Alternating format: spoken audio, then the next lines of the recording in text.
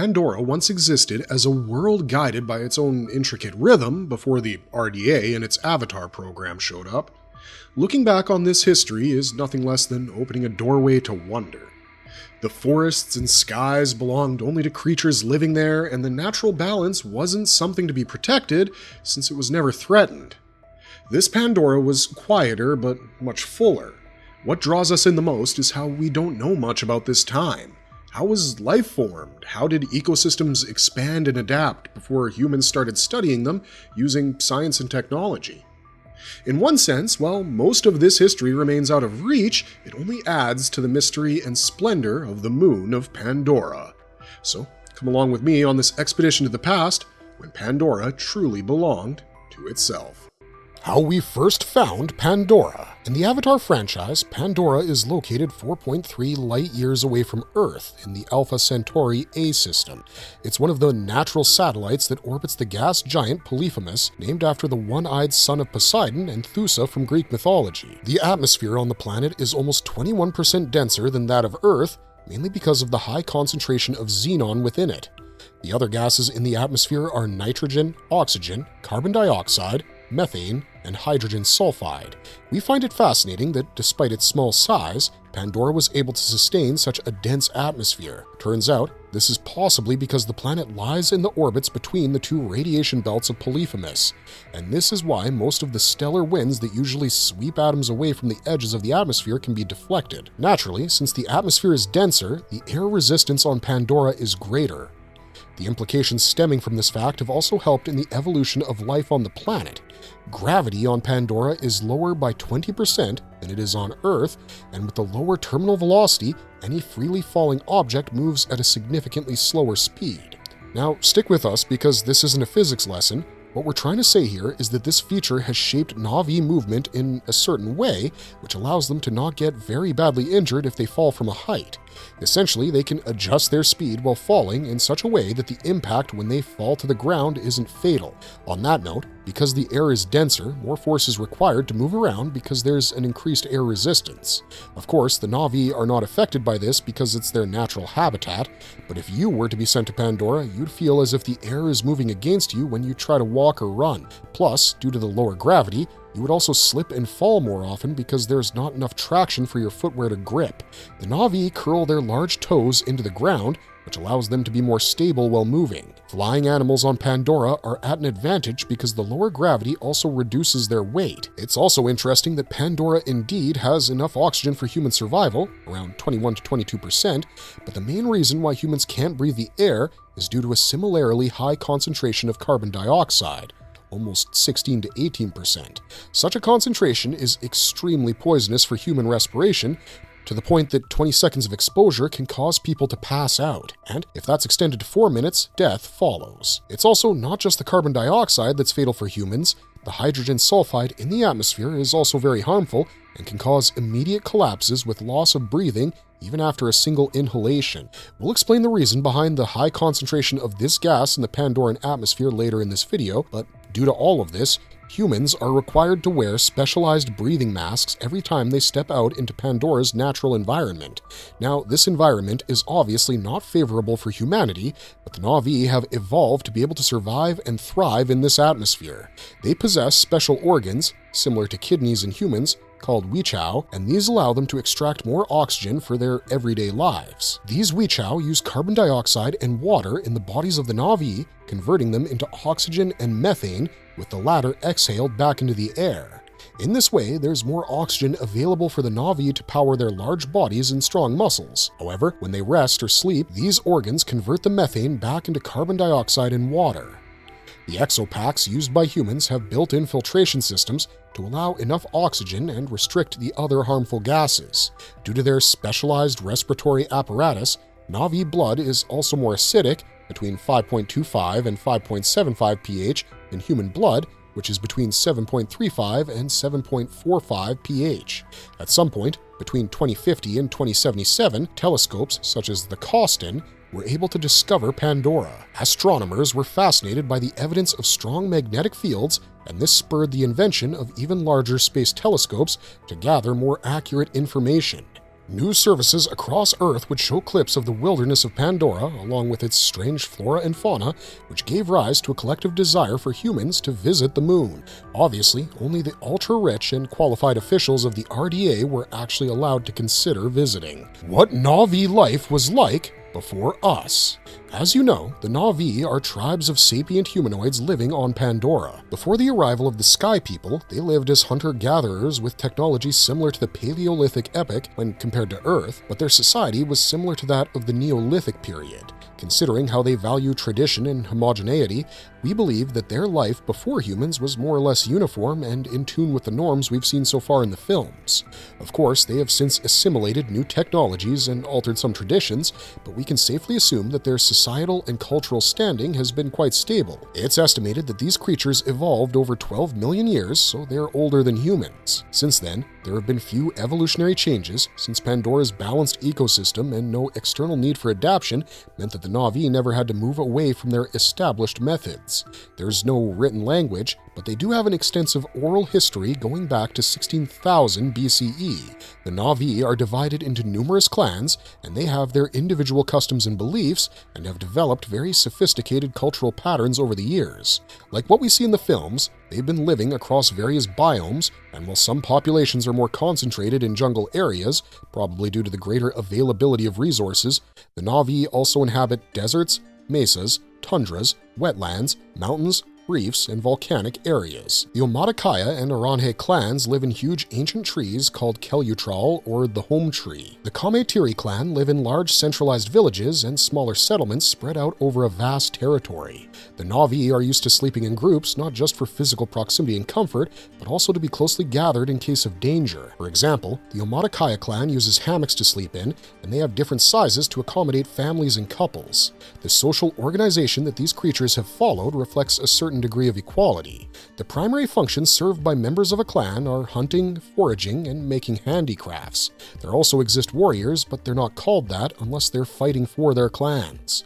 On average, Na'vi clans have around 300 members, and it's not confirmed whether this number was greater or less before the advent of the RDA. The Olo Ektan is the central leader who oversees the affairs of the clan, and the Sahik is a spiritual leader who communicates with Ewa and maintains the spiritual connections of the clan.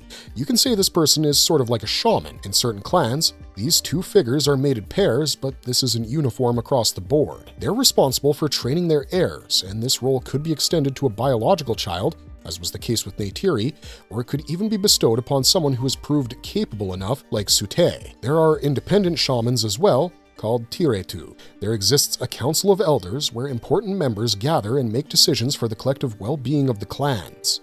Every Na'vi is born with an innate desire to fulfill a certain role that will add to the prosperity of the clan, and every role is valued.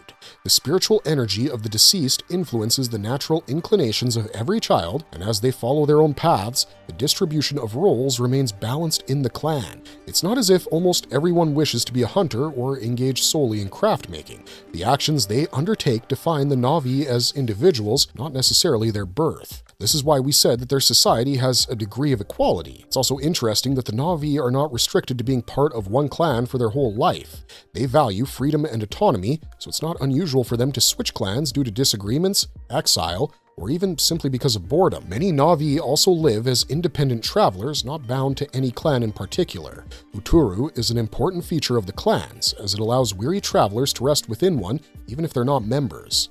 There's no money or any kind of currency system. Poverty, homelessness, and even the dichotomy of rich and poor never had any place in Na'vi society. This is in stark contrast to human cultures, where class divide has always been an integral characteristic of any society. Many Na'vi clans have developed the idea of community baskets, where people donate goods and supplies to ensure that everyone in the clan has enough to survive. Trading among clans has been common, and a barter system is used where commonly exchanged goods include food, textiles, tools, and crystals.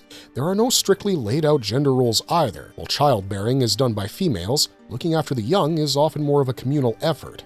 The duties within a clan are not segregated by gender, but simply by ability and skill. Arts are held in high regard, and members of almost all Na'vi clans are required to be actively involved in music, dance, weaving, and ceramics. One of the most interesting of all their philosophies is their mantra of taking only what is needed. Nothing is taken for granted or wasted, according to the Na'vi way. For example, as humans, if we have to dry our hands, we'll usually go grab a bunch of paper towels, even though we know that we don't need that many. And often, we don't think twice before discarding leftover food. In the first case, the Na'vi only take as much as they need, and they cook only as much food as they need. If they end up with extra, they'll preserve it or give it away instead of wasting anything. As they are not materialistic by nature, they have very few belongings. Spiritual purity is valued over material possessions, and sharing is encouraged as a way of life instead of a virtue. The very biosphere of Pandora is considered a single connected system of consciousness called Awa. Life is seen as a network of energy that connects every living creature, and everyone possesses a soul that is reabsorbed and reborn in an eternal cycle of life and death. I know that those are observations taken from major branches of philosophy, but what I appreciate is how well these themes are blended together in Avatar to give a sacred meaning to life and to protect the balance of the ecosystem on the moon. While it is true that these rules have kept the clans from becoming advanced, remaining essentially stuck in the Neolithic equivalent of Earth's evolution, the Na'vi still possess some innovative technologies. For instance, they can use the crossbow, which was only invented by humans between the 4th and 6th centuries. The Anurai clan has mastered astronomy, while Na'vi from the Ta-Kami clan have a sophisticated system of chemistry. The Kametiri clan has created prosthetics for members of their clan who are missing limbs. Various clans have their own sophisticated systems of medicine too. They're omnivores by nature and hunt, forage, and follow a unique system of agriculture. The Reitanu clan has started practicing a more advanced form of agriculture, which has reduced the number of hunters. We have a theory that while such a utopian model has been the blueprint for Na'vi society so far, it's entirely possible that with the increased presence of humans on Pandora, some clans might try to adopt more rigid structures similar to humans. The idea is that everything on Pandora is the exact opposite of the structures that exist on Earth, as this highlights the theme of colonization and eventual displacement. And no matter how devoted the Na'vi may be to their traditions, some kind of cultural transmission is bound to happen with more humans on the planet. So it might not be completely impossible for Na'vi clans, as well as other life forms, to change their established norms in the future, maybe even just to ensure their survival. We've already seen the Tulkuns break away from their philosophy of complete non-violence to resist the RDA. We wonder how it will work out if capitalist ideas also begin to permeate into Pandoran society, as they are mostly in open defiance of the laws of Awa. Therefore, to sum up, Na'vi life before humans was quite similar to how it is with their presence, except for a few changes here and there. However, these changes are likely to amplify, so the real question is what Na'vi life will look like once humans have established a stronghold if they succeed in their efforts. Pandora's wild ecosystem back then. The natural landscape of Pandora hasn't changed much for the same reason that the Na'vi have not undergone too many evolutionary shifts. They had already adapted to their environment, and due to a lack of external stress factors, the wilderness retained its characteristics from centuries ago. Just like back then, many creatures still roam on land, swim in the seas, and fly in the skies, similar to Earth, except that most of these are several times larger than their earthly counterparts. The dire horse is among the most domesticated creatures on land, and mountain banshees have been used to hunt from the air. There are deadly animals like viper wolves and thanators who have occupied the position of predators. Most of the wildlife on Pandora has bioluminescent qualities. When James Cameron envisioned the animals native to the moon, he wanted them to look super slick and aerodynamic, like a race car with stripes. His concepts for the fauna were made into designs that looked expressive, realistic, and could function with animation technology. The trees on the moon look similar to those on Earth, with trunks, branches, and leaves. They are of varying colors and, due to the lower gravity, can appear odd to humans. All plant life has electrochemical connections in its roots that act as neurons, creating a moon-wide sentient brain. This is what the Na'vi refer to as Awa. Days on Pandora are 27 hours instead of 24 like on Earth. As the moon receives significant light from Alpha Centauri b, Pandora nights are never pitch black during half the year and resemble Earth's dusk. Completely dark nights are very uncommon, and this has also had a significant bearing on the planet and animal life on the moon, as the RDA is yet to consolidate their presence on Pandora in a manner that will actively form a pipeline to contribute to the needs of Earth. We have a feeling that it might be looking at more ways to enable human adaptation, and finally, the survival of humanity on the moon. See, we don't think that the Avatar project is the ultimate Hail Mary, because it's not something that can be pursued en masse yet. It might be possible that humans are studying how to alter the very environment and ecology ecology of Pandora so that they can adapt better to them. That's why we went into the details of the atmosphere a while back, and while it does seem like a very ambitious theory, if humans could figure out a way to control the carbon dioxide and hydrogen sulfide levels in the air, it could be possible for people to breathe without their masks. Of course, doing this will very likely threaten the existence of the native species, but I mean, their conservation, beyond their use to humans, is really the last thing on the RDA's priority list. Any such action will disturb the balance of life on Pandora, but considering how everything has been in disarray since the arrival of the humans, we don't see why this would be out of the question. Why those mountains float? The land-to-water ratio on Pandora is more than what it is on Earth, but since the land is extremely fragmented into smaller continents, the distance between the oceans and land is far less than it is on Earth. The presence of the oceans has also influenced temperature and prevented extreme weather conditions. Polar ice caps have existed on Pandora since ancient times, but due to the higher amount of greenhouse gases in the atmosphere, the average global temperature on Pandora is much higher than that of Earth. Hence, there are no land masses in the polar regions, and the Pandoran ice caps have always been free-floating. Volcanic activity on Pandora has always been more rigorous than on Earth. The vents to these volcanoes exist both on land and under the sea. Hot springs and geysers are scattered throughout the landscape. This is why the concentrations of hydrogen sulfide gas on Pandora are high, to the extent that it's lethal for humans, as it's released so often by geothermal and volcanic activity. There are plains, forests, mountains, and oceans covering the terrain. Anurai mythology also mentions the existence of a desert.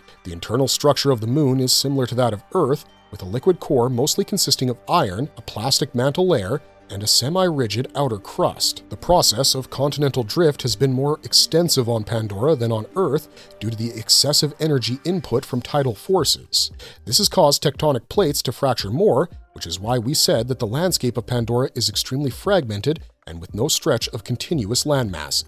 The timeline before humans showed up. As we mentioned earlier, while talking about the history of the Na'vi, their oral historical traditions date back to 16,000 BCE. The stories about older generations are passed on to the younger ones and are called the first songs. Despite the vast time period in between, the societies portrayed during the first songs and the current Na'vi timeline in the RDA colonization era are fundamentally quite similar, which keeps the tales relevant even after generations. 837 BCE also marked an important event, as depicted in the Cirque du Soleil production Toruk, The First Flight.